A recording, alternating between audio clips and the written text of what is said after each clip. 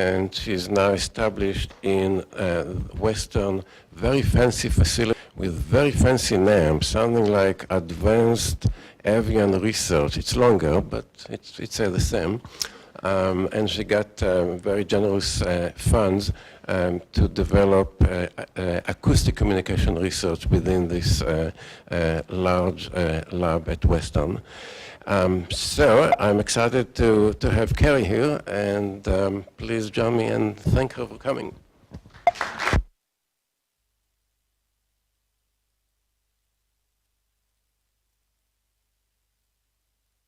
Okay, thanks so much for the introduction. Hello, everybody. I'm Carrie Branch. I'm going to try, like I just said, this is like welcome to my TED Talk, this microphone. Cool, that works. Awesome. So yeah, today I'm going to talk to you a little bit about some of the work that I've been doing for the last 11 years, which feels kind of crazy. As Reuven mentioned, I've been working with mountain chickadees out in the Sierra Nevada for the last 11 years, and it kind of caught me and hasn't let me go yet, or maybe I haven't let them go. This decision remains to be seen.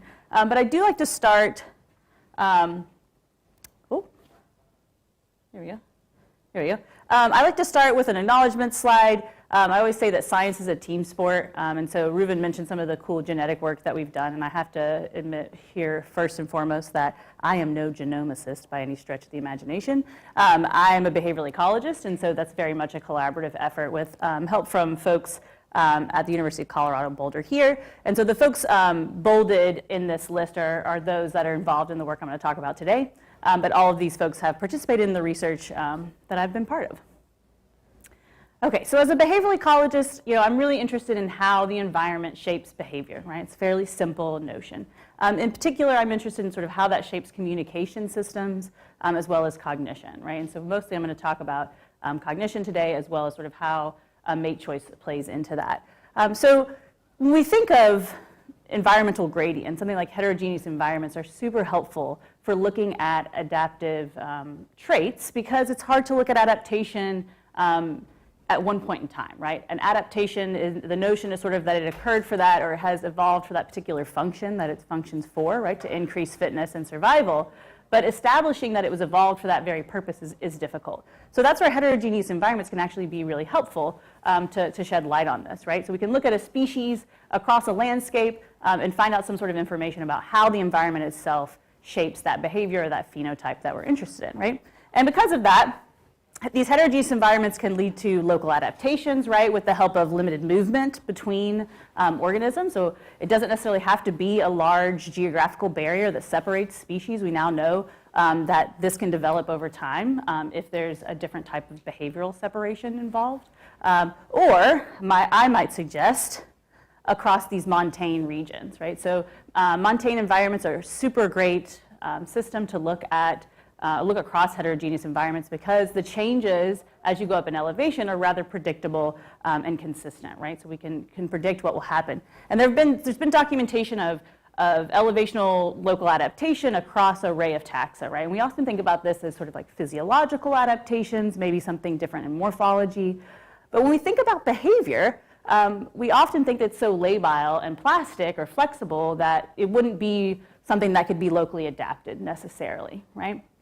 And so hopefully I'll convince you of the latter, that that's not true and that actually behavior can result from local adaptation or from selection.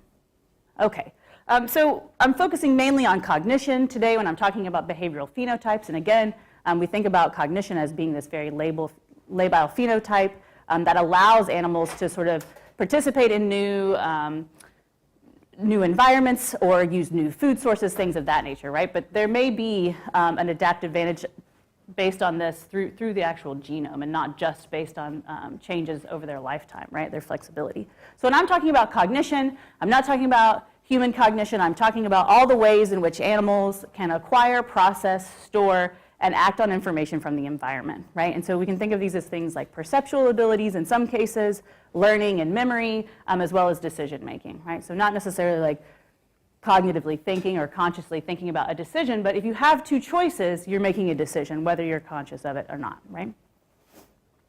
Okay, and we've looked at cognitive abilities across an array of taxa. If you can imagine a taxa, we've looked at whether or not they have the cognitive propensity to complete some of these learning tasks, right? So, and what we know is that cognition varies widely, both among different groups of taxa, so different species, but also within species. There's a good amount of variation in how individuals perform, right? So that individual level information or variation is what I'm really interested in as a behavioral ecologist. The other thing you might notice here is that these different tasks I'm showing you range quite a bit in their ecological relevance, right? Some of these seem to be a little more ecologically relevant than others. I don't know if this chimpanzee knows how to actually count, but it can certainly push a screen and look as though it can count very quickly, right? So we can train animals to do a lot of very complex behaviors in the laboratory, but they're not always as ecologically relevant as we might prefer, or as I might prefer as a behavioral ecologist. So I would argue that spatial cognition, in particular, is almost inherently ecologically relevant to all animals. All animals move within space to some degree, right? And that varies quite a bit. So I'd like to highlight just a couple examples of our main experts, I guess you might say, in their spatial cognitive abilities. So this is things like seasonal migrants, right? So the example is shown here of this tern and these salmon that are seasonally migrating in order to spawn, right? So they do this once a year or twice a year to head back, right? The alternative strategy to this, I would argue, is food caching, right? So individuals can either leave their location in order to obtain food in a different location, right, where it's now abundant seasonally, or they can stay in the same place all year long, but then that means that they have to come up with a different strategy, which might be food storing. So they might hoard a bunch of food in one location or throughout their territory in order to survive the winter months, right, when that food's no longer abundant, right? And so there are different strategies, as I mentioned. So squirrels, often we think of them as larder hoarders, where they store a bunch of food in one location. But there are also scatter hoarders, which again just refers to individuals that store food items throughout their territories, right? And then they have to use that spatial memory to relocate those individual items that they've cached, so they can't go right back to one location. And what we know about spatial memory and spatial learning in general and navigation is the hippocampus is the area of the brain associated with this behavior. And the cool thing about birds in particular is that their hippocampus is right here on top of their head. So it makes it really, or top of their brain rather, makes it really accessible for researchers to look at and assess variation in the hippocampus, as opposed to something like a human or a mammal, which it's like sort of inside the brain, right? So harder to access in that regard.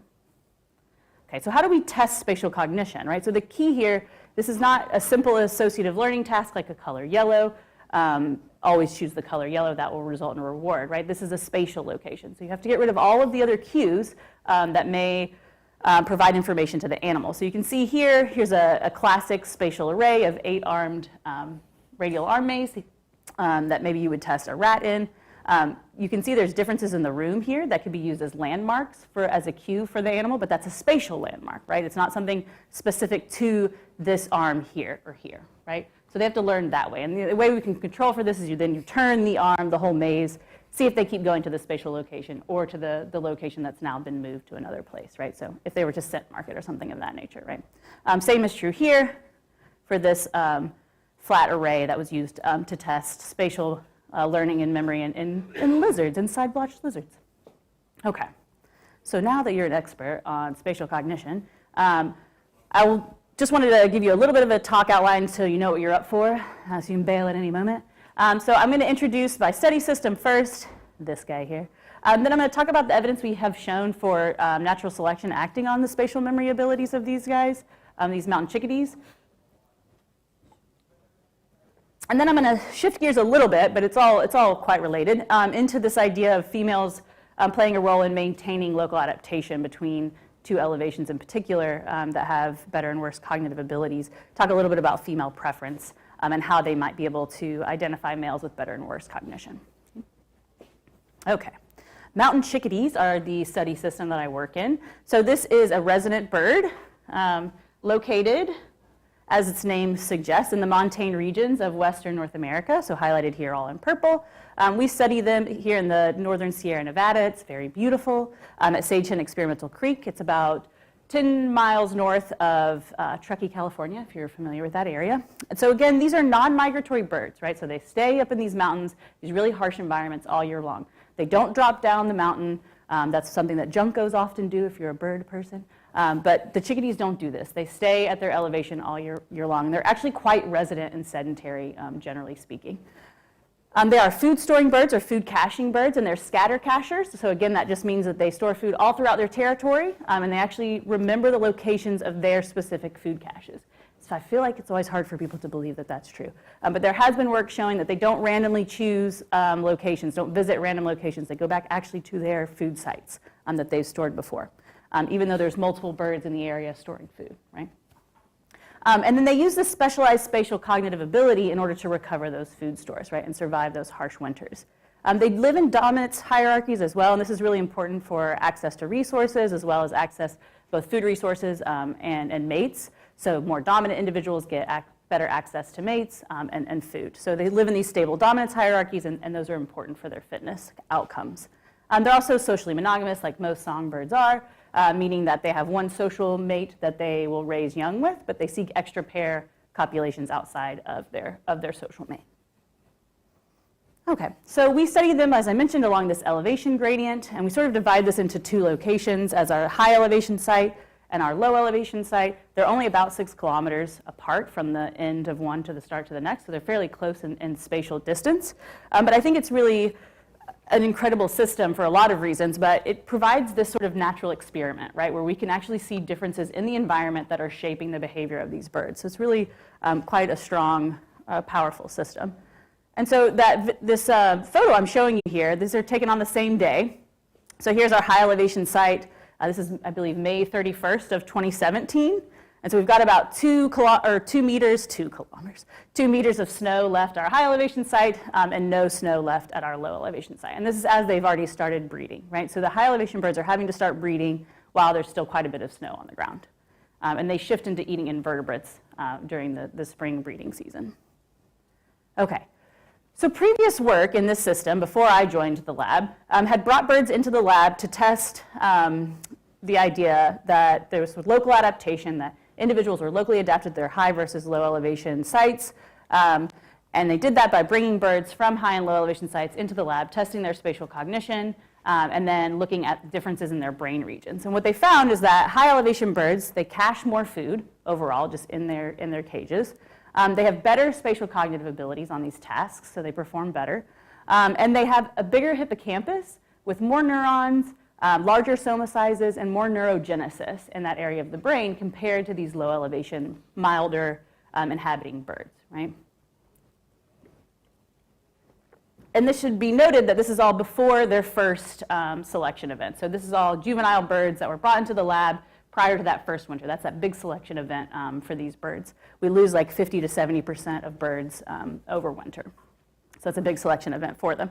So it's prior to that, and we're seeing all of this variation, and it seems to be specifically related to which elevation they're from. So, we were like, they're locally adapted to these elevations. There's not a lot of movement between them, we don't think, because they're very resident. So we tested this question by looking for population structure across our high and low elevation, and spoiler alert, there was none because birds fly. And as you might know, it only takes one migrant, right, to kind of destroy any population structure you might see. And we actually looked at this across multiple populations, so even birds that are 100 kilometers away, there's no way chickadees are moving that far, and we still don't see population structure in the system, right? So we sort of were arguing for a very long time that we were seeing local adaptation despite gene flow. Like, these birds are locally adapted, but constantly getting the pushback, rightfully so, that it could be plasticity, or that there could be flexibility there, that birds are just moving from low elevation to high elevation, and they're getting better at finding food sources. They're just learning, right? Isn't that the whole thing they're supposed to be doing, right? Well, maybe. So in order to test this question, we needed to move into the field, right? We actually need to be asking this question in an ecologically relevant environment, not just in the lab with one round of birds. It would be great if we could do selection experiments on these guys. They will not breed in the lab, so that wasn't really an option for us. In addition, cross-fostering is difficult in the field because they breed about 2 to 3 weeks apart. So you're not really capturing the same reproductively fit individuals if you're doing 2 to 3 weeks apart, right, when you're sampling them. So just a quick reminder, I'm sure you don't need it, but when we're thinking about local adaptation, right, we're thinking about we need variation in the trait. I've already talked a little bit about that. We see variation across our birds just as much as we do across taxa. And even at high elevation, there's still considerable variation present there. I bet you can guess why, because the selection event hadn't happened yet for some of those birds. The variation should be heritable, right? And it needs to confer this fitness advantage, first in terms of survival and reproductive output. Okay, so how do we do this? Well, get fired up, because we collect data all year round. I've had multiple students chat and be like, there are other people who only have like a 3-month field season. We always collect data. It's a blessing and a curse. But it's great because it gives us this glimpse into everything that the birds are doing to some degree, within reason. Right? But we're able to track them through all 4 seasons. And so in the fall, we trap birds. We fit them with color bands and pit tags, which I'll tell you a little bit more about in just a minute. And then once we've taken blood samples and all of that, we release them back into the wild, right, into our population. Then as the winter hits, the birds get rather desperate and start coming to our feeders. This is a feeder array here. And we use single feeders to trap them at first, and then we shift into this testing methodology where we close those down. We only use these feeder arrays. And again, I'll explain a little bit more about how we test their cognition just a moment. Then as the spring hits, we have nest boxes, about 350 to 400 nest boxes out. These are cavity nesting birds, so they'll readily nest in these boxes. And then I go around and record them singing. And we start tracking their reproduction, their first lay date, et cetera, of all the individuals breeding in our boxes. As summer hits, right, we're tracking the parents feeding the chicks. If the parents aren't banded, we'll trap them and band them, fit them with pit tags as well. And then we process the nestlings at day 16 after hatching, right? So we give them a silver band, a USGS band, so that later if we find them again and recruit them in our population, we'll know where they came from, right? Okay, so we collect all of that data all year round, and this is just the most beautiful little situation here. This is pink because of some nest building experiments we were doing, not because it's like insulation from a home, so don't panic. Okay, so you're thinking, Carrie, that's so great. You get to collect all this data all year round. What a dream. But why do you have those arrays up in the sky? Seems difficult. Well, these guys, if you're going to conduct field studies, as I'm sure most of you do, you may have to combat a few things. So we had a few obstacles. One was this very tenacious mama bear. So these are what we called an unwelcome mat. They're like 2-inch nails sticking out of this, just to deter them and hurt them. But they were just like dancing on it, like it was a party. So finally we said, okay, ideally if we could have done it like that, it would have been great because we could have manipulated the distances between the feeders, things like that. Alas, the bears had different ideas, so we've put them up in the trees. But that has worked. They cannot get them there. The other thing you'll have to combat is a crazy amount of snow. But you can add this to your CV as transferable skills. Really great at digging snow, which I feel like, as somebody from Tennessee, has suited me well for moving up to Canada. So we have lots of equipment. It looks really cool and fun, and it is. We have a good time doing it, but it is quite a slog at other times as well. Okay. All right, so now that you've done all of that and you're up at the mountain, you can start testing spatial cognition in these birds. So here's where I wanted to go into a little more detail about how we do this, right? So here's a chickadee's eye view of our spatial array. You can see the feeders are equidistant. We did have to use a square frame because of the nature of physics and things and hoisting this up into the air. Again, here's what it looks like. We have 2 of these at each of our elevational sites. They're equipped with radio frequency identification technology. I'm sure you're familiar with that. And then each of our birds, we give them one of these little purple pit tags here. The pit tags come in different colors, but that's what this one is here. And so this is a passive integrative transponder tag, just like is in your pet. And so when the bird lands on this perch, if it's the correct feeder that we have assigned them to, the door will open and give them access to food. If not, they won't get access to food. And I'll show you a video of that in just a second. And then to take the data and put new cards in and new batteries and such, we pull them down off these pulleys, collect the data, and then pull them back up.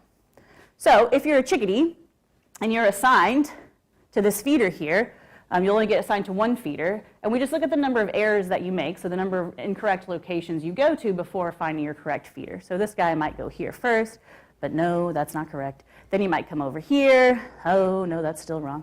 Until he finally gets to his correct feeder, right? And that's 2 errors is what we would call that, 2 location errors. And we can look, that's one trial that bird just completed. When it starts over again, it'll start a new trial. And we look at the average number of errors that they make over the number of trials. And we control for that by having the number of trials as a covariate as well. Okay, so here's what it looks like when they come to the feeder and get a seed.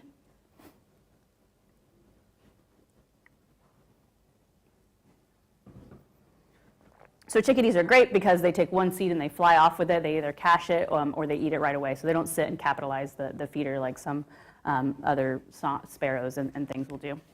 So that's great. Okay, so using this task, we've shown a few things. And I'll go into some more details, but just briefly, we've shown that this performance on this task is associated with survival.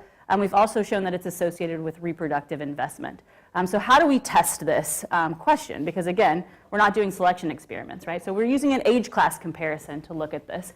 So what this might look like is we'll look at the performance of birds in these age cohorts, right? So a first cohort of birds, these two individuals, one might survive and one may not make it to year 2, right? So what we would expect is that the distribution of these individuals, the individual that survived, right, his distribution is shifted more to the left, which is better performance, fewer errors there, compared to the individuals that might die in their first year, right? So that's sort of what we would expect. We expect the individuals that survive to perform better on the task.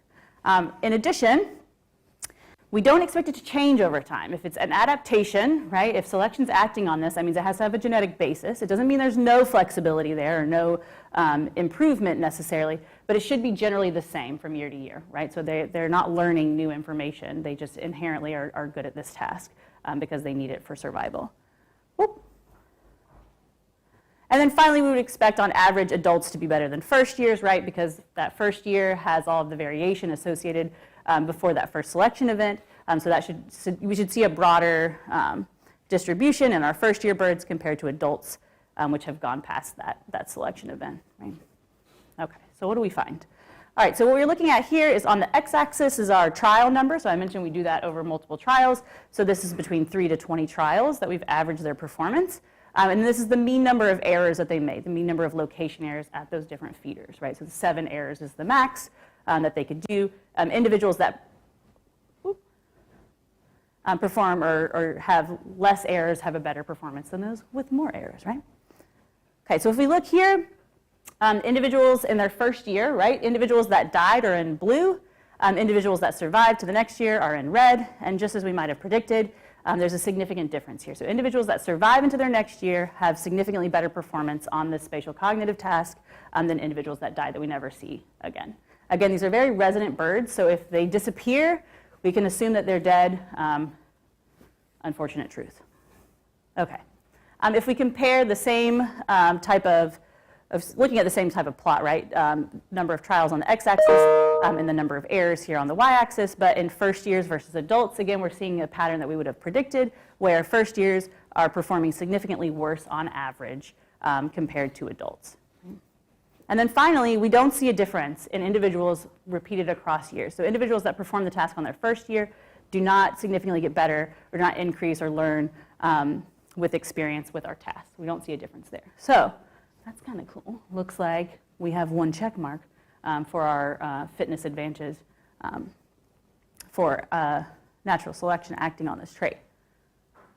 Okay, shifting gears, thinking about reproductive investment. So females often will increase their reproductive investment, especially in birds, because each egg is laid by, or sorry, is fertilized by, can be fertilized by a different individual. And because of that, females can sort of adjust their reproductive investment based on the number of eggs they lay, maybe the amount of nutrition that they place in the egg, et cetera, right? And we see this a lot in birds. So when females are mated to a male that's more attractive, they will increase their reproductive investment. And that might be something like these flycatchers here. This is a more attractive male than this one, obviously, with his larger white forehead patch there. And so females will lay larger eggs when they're mated to males that look like this compared to ones that look like this. Same with our blue-footed boobies here. Males with bluer feet, the females will lay larger clutches or provide more nutrients into those eggs comparatively.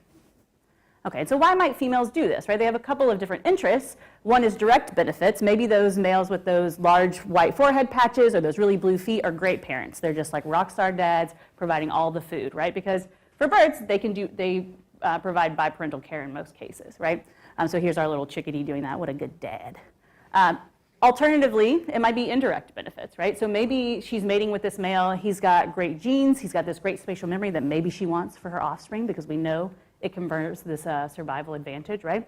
So it should behoove her to choose males or mate with males that have better cognition, so her offspring will have that. So maybe that's what she's seeking, is better genes for her offspring. Okay, so the question is, do females increase their reproductive investment when they're mated to a male with superior cognitive ability? So to do this, again, I mentioned that we look at their reproductive output across the breeding season. So we look at 4 different metrics of reproduction. We look at their initial lay date, right? There's some notion that individuals that lay earlier are at higher quality than those that lay later. We don't actually see that in our system, but I think that might have something to do with migratory versus non-migratory birds.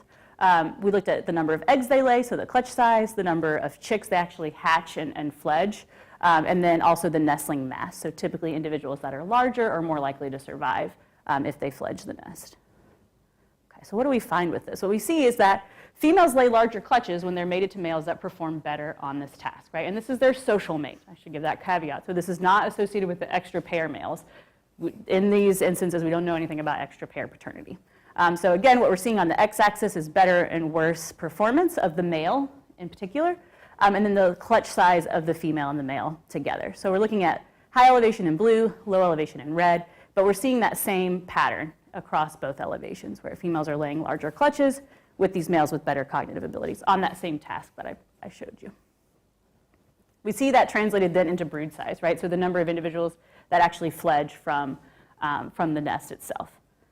What's interesting is that we don't see a relationship between male cognitive ability and lay date or nestling mass, which to us seems to suggest that this isn't about being a better father. They're not necessarily providing more nutrients to the chicks, more food, but maybe it's for this genetic indirect benefit.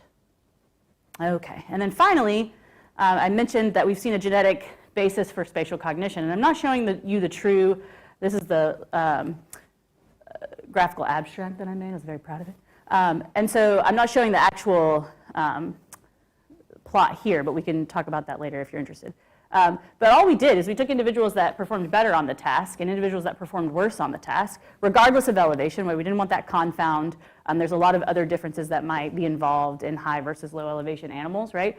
So we wanted to get rid of any of that. And then we looked at the number of SNPs and where the SNPs were located across the genome. So we did a genome-wide approach to do this work.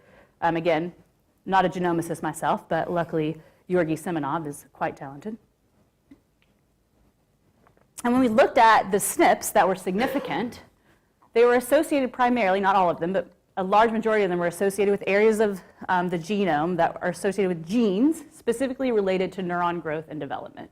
So if you remember, we were talking about the hippocampus and how important it is for spatial cognitive abilities, and that's been shown before, right, that we see this difference between the hippocampal size and neurogenesis, et cetera, in these birds from different elevations. So again, this suggests to us that these differences across the genome that are associated with neuron growth, development, and we see things like associated with Alzheimer's, as well as other hippocampal related cognitive tasks in humans in particular, because that work's been done in humans. So this was really exciting for us. We actually have another paper coming out, or that's in review now, looking at a network approach to this. So we did a random forest approach here as well as a GEMA-GWAS approach. So that random forest approach takes into account not just one individual SNP at a time, but sort of a network of SNPs. And this new paper that we were putting out is one step further in that regard. So we're pretty excited about this. We think we've got some candidate genes that seem relevant to the spatial cognitive ability. And we're seeing it again in another sample, a larger sample of birds, but we're also seeing similar signatures between individuals of hybrids of Carolina and black-capped chickadees, which hybrids have reduced cognitive ability, and we see the breakdown in their genome there. So it's kind of cool.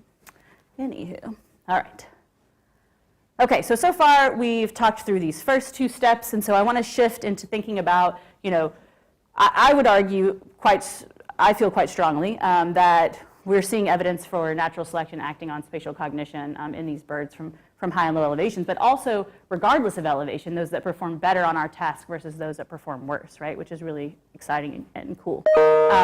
A question, of course, is whether or not females play a role in this, right? Can they detect males that have better and worse cognition? We would think so, right? Because they seem to be increasing their reproductive effort when they're mated to a male with better cognitive abilities, right? So there's some sort of discrimination going on. So if we come back to our little diagram from before, the question sort of how do premating mechanisms mediate these different processes? What are talking about local adaptation, limited movement, et cetera. Is there potential for these premating isolation mechanisms?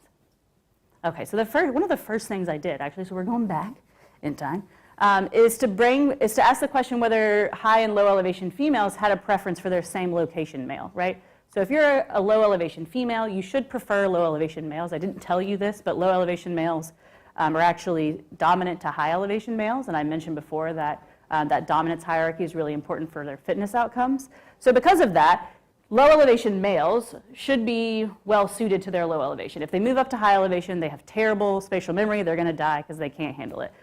If high elevation birds, they have the better spatial memory, but if they were to move to low elevation, they likely would infer fitness costs because they're socially subordinate, right? And this really matters for these birds. So we have sort of multiple drivers that might keep them in their particular location, right? So that was one of my first questions when I started my PhD, actually. So I brought males and females into the lab. I used this little double choice chamber. I put a female in the center and then a male from either her same elevation or her different elevation on either side of the cage. And I just looked at how much time she spent in either side of that choice chamber. And when we photo-stimulated the females, what we see, if you look here on the x-axis, this is elevation being the same elevation as the female or the different elevation, right? High elevation birds in the blue and then low elevation birds in the red. And this is just the amount of preference time. It was an hour total that they could spend in that chamber. And once they were photo-stimulated to spring breeding conditions, we see this significant effect at high elevation, where high elevation females are preferring to spend time with their high elevation males. We don't see that same trend in low elevation birds. It wasn't significant. There is a smidge of a trend for them to prefer high elevation birds, which is kind of interesting. I'm guessing maybe they're less aggressive. That's what our other researchers showed. And so that's kind of an interesting notion, right? These high elevation females, it seems like the selection should be acting stronger at high elevation, right? Because the winters are so much harsher, and it really is the difference between life and death for these birds to be able to find their food sources. So this should be very critical for females living at these high elevations. At low elevation, there may be a little more flexible room there, right? More variation allowed. Okay, but the question still remains, how are they doing this? What are they looking at? How would they know a male is better or worse? We can think of ways we might know a male's smarter or not, right? But how are the females doing this in our system, right? Are they directly observing these males? I mean, they are in these social flocks in the fall. They could be observing males caching and recovering their food stores, perhaps, right? So it might be that directly observing them. More likely, the case is that they're using some sort of secondary sexual trait, right? So in songbirds, the things that come to mind are song and plumage variation, right? And so that's what I aim to look at, both at the elevation population scale, if you want to call elevation population scale, as well as at the individual scale, and we're still working on some of that data. So what I'm going to present to you now is based on population level analysis. So just a quick little primer on the song of temperate songbirds, if you're not familiar. It is learned. So this is a vocalization that's locally learned from other males within the population, typically the father of the offspring. It's species specific, serves this function primarily during the spring breeding season, both to defend their territories and to attract females, right? So females readily use it in mate choice, and this has been shown in chickadees just like other species. And they often perform this dawn chorus, right? So as spring's coming along and you hear the chirping happening, that's that dawn chorus at 5 a.m. of the house sparrow you love so much. And so that's a really important time for females to seek extra pair copulations. So that dawn chorus is important for obtaining those extra copulations. And again, I mentioned it's locally learned, so it can vary geographically, right? So we can see variation across really small spatial scales, like here in this San Francisco Bay region with these white-crowned sparrows. This is sort of the classic example, but we can see this across broad spans as well. Okay, so here's the very beautiful and complex song of a mountain chickadee. On the x-axis is a spectrogram, so you're looking at time on the x-axis and frequency on the y-axis. As you can see, they're pretty tonal and fairly consistent. These are the notes here. Here's how it sounds.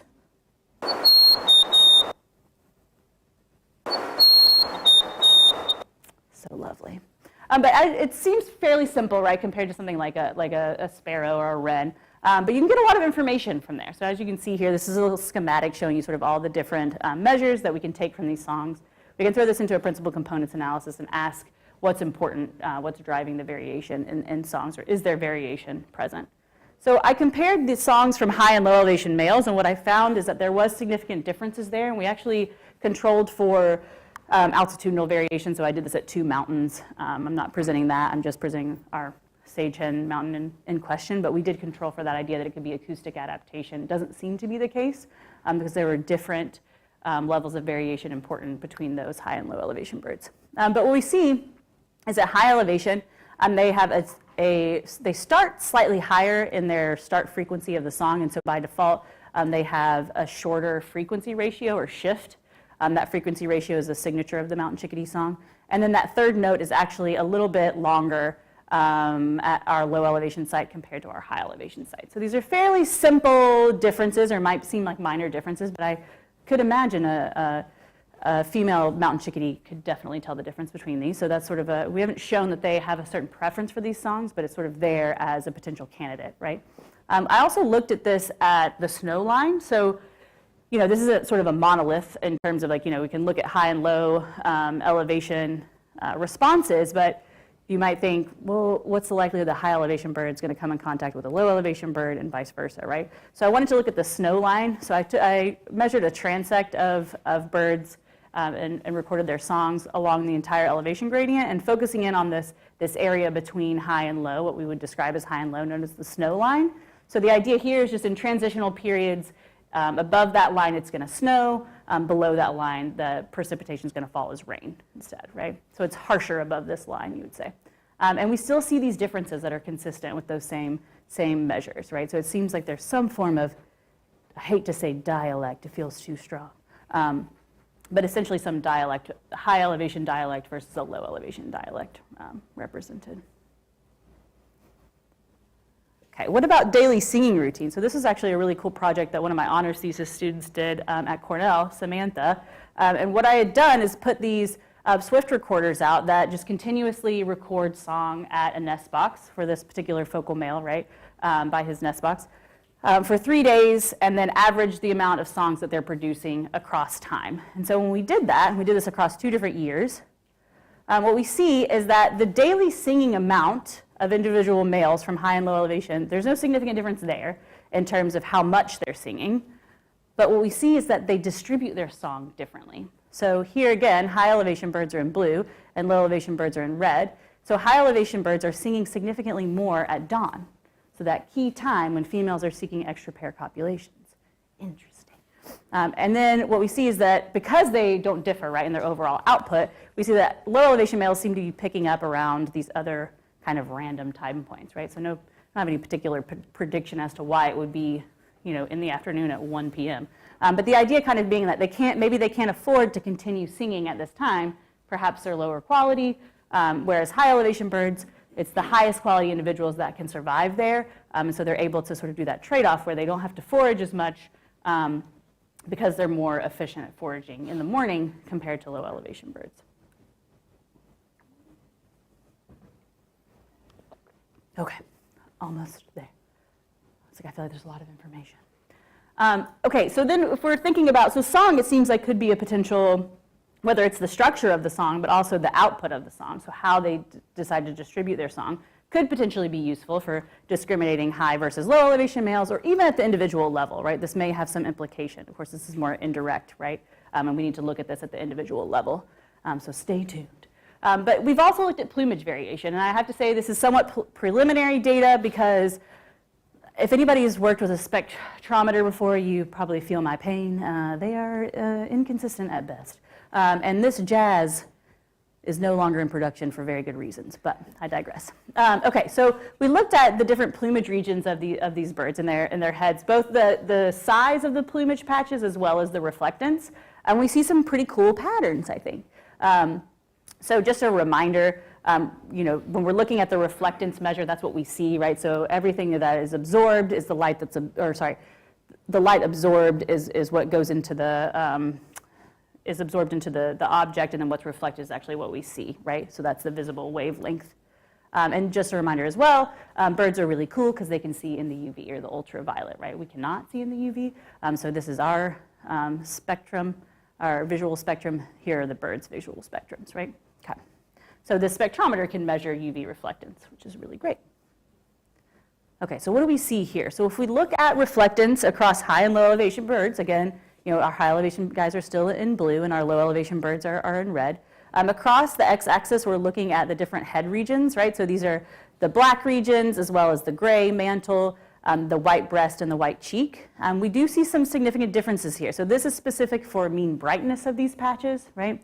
And so in the cap, we see that high elevation birds have significantly brighter caps, so this top part of their head, compared to low elevation birds, right? We don't see differences in these other metrics here, but when we look at UV reflectance, which arguably is a little bit chaotic, there's a lot of variation happening here. So this is, again, why I want to go back and remeasure all of these things to double check. But we're seeing higher UV reflectance in all 4 of these black patches compared to low elevation birds. And this is consistent with some previous work that's been done in black-capped chickadees, so we're not alone there. I'm still not convinced necessarily that this counts as UV reflectance, so if anybody has thoughts about that, love to hear it. And then the last thing that we did is we looked at the size of those plumage patches, right? So I took photos of the birds, and then one of my students looked at this in image J and measured the different regions of the head. So we look at the total region minus the patch of interest to control for the fact that we're at different distances in some of these instances where we're measuring these birds. And again, looking at high and low elevation birds. So what we see for our total cap size is that high elevation birds have significantly larger black caps. So I already mentioned that they were brighter. They're also larger. We also see that high elevation birds have a larger eyebrow. So mountain chickadees are quite special in that they have this white eyebrow. No other chickadee species in North America has that. So that seems like it could potentially be important. And there is quite a bit of variation in that patch. But then finally what we see is that the total cheek volume as well. So the size of that white cheek is actually larger in low elevation birds, right? So we don't have any particular hypothesis as to why this might be per se, but the fact sort of remains, right, that there is this variation present, which means potentially it could be used for discrimination. It's kind of our way of thinking about it. We still need to look at this at individual levels, right, to actually match this with individuals with better and worse cognition to kind of get more at that specific question. Okay, so just to summarize real quick, I think I've shown you that mountain chickadees exhibit this cognitive adaptation despite the presence of gene flow between our high and low elevation birds. We do see a smidge of movement in the 11 years. I think we've seen 2 females move from low to high elevation and actually successfully breed there.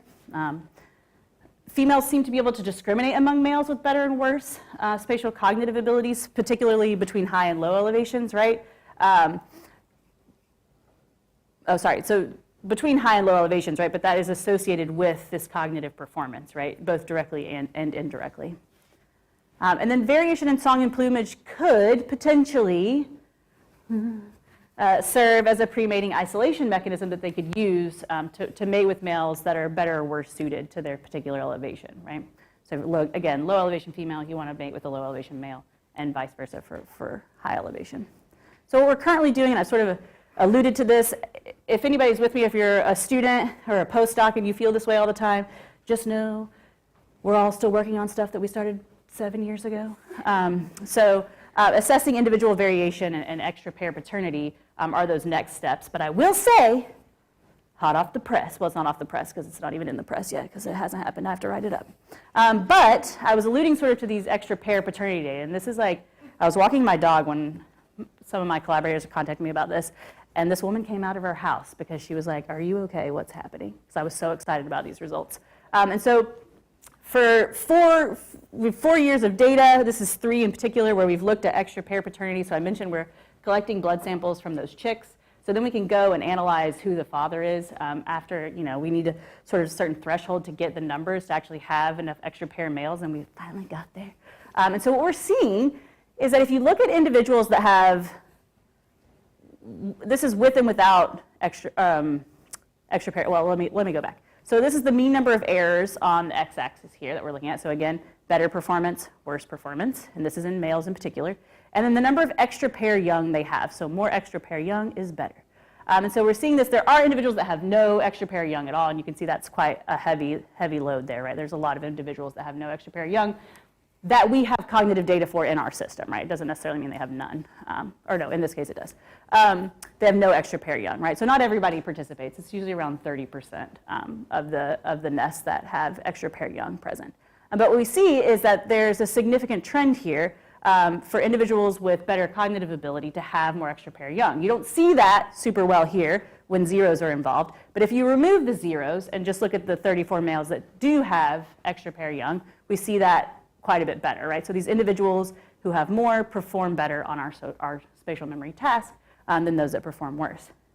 What's more, if you look specifically at comparing the extra pair father versus the social father, so again, they have this social mate that they'll raise offspring with, and then the mates they choose to have extra pair offspring with. For the purple lines, that's where the social male does better than the extra pair male here. The blue lines are where the extra pair male is performing better than the social male. And I don't know if you agree, I hope you do. I mean, our p-value is fairly significant, that there's quite a lot more blue happening here. So what we're seeing is that these extra pair males are performing significantly better compared to their social male, right? So that's a direct comparison, not just generally if you have more extra pair young, but when females are seeking extra pair young or extra pair mates, it's with these males that have better cognitive abilities or perform better on our spatial cognitive task. Okay. With that, I'll go ahead and bring my science as a team sport slide back up. And thank you so much for your attention. I know that was a lot.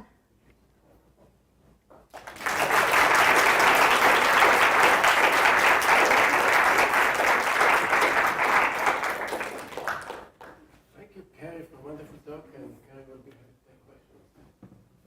Yeah. I really enjoyed the talk. Thank you, Carrie, for coming. I have a bunch of questions, but the first question, and you may have said this and it just went right over my head. No worries. Do the higher elevation populations have a higher level of extra pair populations, or do we know that?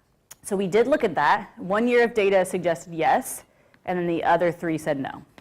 So. And are there, like you said, 30% of the population has these extra pair young. Yep. Who's getting the, is it like when your social mate is low in dominance, you go after that? Do we know anything about that? You know, we know less. We do have a little bit of data about dominance interactions from our feeder arrays, and so we have published some on that work. That's more of a postdoc's work in the lab, so I've been less involved in that work.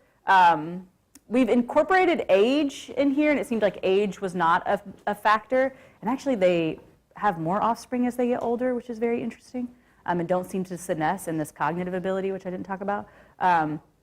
But I think the short answer is we don't know.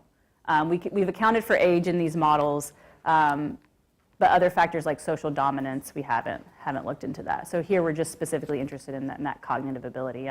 I will say we don't see this direct connection between dominance and cognitive performance, right? So we've looked at that even within individuals, and that doesn't seem to pan out, as well as at the elevation level. But yeah. Can I ask a quick question? Yeah. I wonder whether you can separate between correlation and causation. So one can argue that dominant Yes. males or males in better conditions are more attracted to females and also perform better on spatial memory.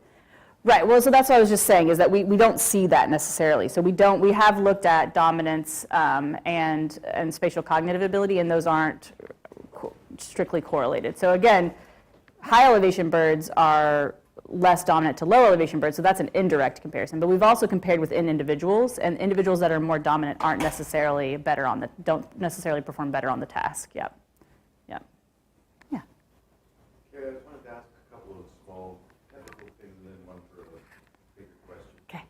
Do birds ever cache in the same place? Do two birds ever cache in the same, would they share a cache? I know they probably find each other's caches. Yeah. So there is evidence that males will provide access to caches to their female. So my sort of prediction about those females that moved up to high elevation, that we have like 2 that have moved, that we've seen breeding at high elevation, My hypothesis there is that maybe the males have given them access to their caches if their like cognition isn't up to snuff, for example. So there is evidence there. But other than that, so we joke that chickadees are begrudgingly social. They hang out together, but they like are not friends. They don't share their caches with each other. They're actually pretty protective, especially along that dominance hierarchy. Males are always dominant to females. Adults are always dominant to juveniles. So the notion that they would cache in the same spot, I don't know if we know that, in terms of like how they break up their territory and where they end up caching. I'm not sure if we know that. If we do, Broden knows. They've done quite a lot of work on this type of information. So looking again at, seeing that they don't just randomly find their caches, they go back to the place where they've cached before. And he did that work in the wild, so that's a good question. Second short, you said the maximum number of errors is 7, but Yes. is it possible that they could go back to the same place and make another error? So 2 things there. Yes, it is possible, but they don't really do that. And it's not a one-to-one relationship between locations they go to, but for our analyses, we felt that it was most relevant to look just at the number of locations, because if they're going back to one that's incorrect, that they've already visited, it might be because they're being supplanted. So sort of a way to control for dominance interactions at the feeder, because they generally don't. It's actually kind of interesting. They don't seem to go back to another location once they've visited it. Do they go away or do they sort of hop around? They'll go away. They'll go away. Yeah. So my big thing is, who is selected for in terms of the extra pair copulations? Are the males going to the females or are females sneaking off from? or Females. No, it's the females. They sneak off the territory and they go seek extra pair males. So males are singing in the morning, right? So part of that is like, I'm still here. Don't come and take my territory, Joe. I know you were looking at it kind of thing. But the other thing is sort of like females, I'm still here, but he's all distracted. So the females will sneak off and go obtain extra pair copulations. Did you assess female cognitive ability? Yes, You tried to look at 100%. that point of Yes.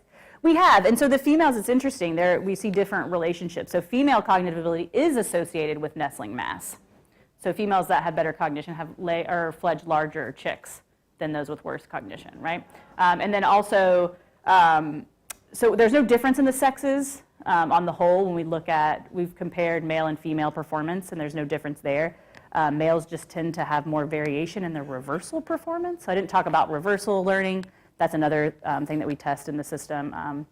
But all of our analyses on survival and reproductive output have been associated with the initial spatial task and not our reversal task. But we're seeing some interesting variation pop up with the reversal task. So we've done some, I looked at whether or not they mate assortatively. So it's like if you're a smart male, and I keep saying smart, this is like what I mean is you perform fewer errors on our task. Do you mate with a female that's also smart, and vice versa?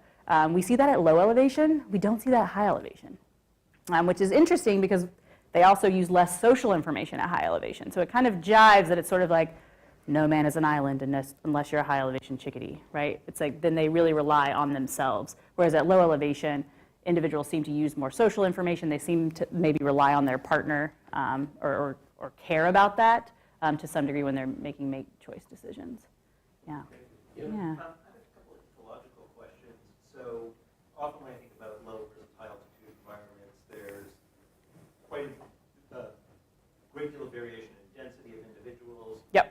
Often related to either predation risks or resource quality, resource amount. What's Yeah. it like? And the question I was going to relate back to the point you said is, and I don't know about mountain chickadees, I know very little about any bird, but if memory serves me correctly, which I may be wrong, but the chickadees do have sort of a group predation surveillance. Is that not correct? Well, I mean, they're quite vocal if they see a predator, right? So they have these mobbing strategies, right, where they'll call and bring other individuals in to mob a predator. And then they have alarm calls, which are to not be detected by the predators, right? So if they're hunting, yeah. So that's what they're known for.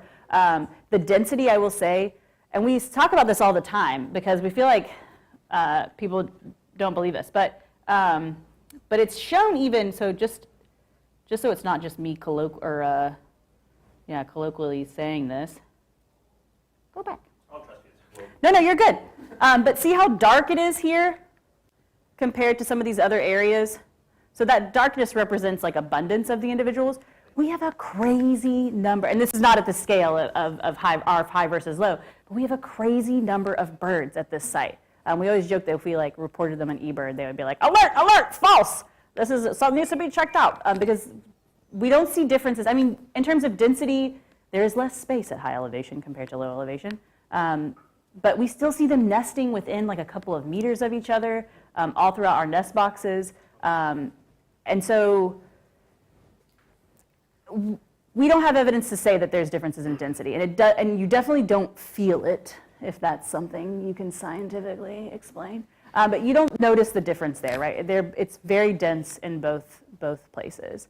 But yes, the pine species, so these are mixed conifer forests, so they look quite similar to us. There are different species of conifer as you go up in elevation, right? It shifts just like any plant community would as you go up in elevation. So we do see that. But in terms of like the understory and stuff, there's essentially none, right? So it's fairly similar in that regard. And predators, we see few predators. We see a lot of osprey, but they don't eat chickadees. We caught a sharp-shinned hawk at low elevation one time in our net. That was at low elevation. We don't see a crazy amount. And we'd also think that we would see the evidence below the feeder if they were coming to those, if the predators were coming there. And we don't see that either. So yeah, but it's a very good question, though. I believe there's a class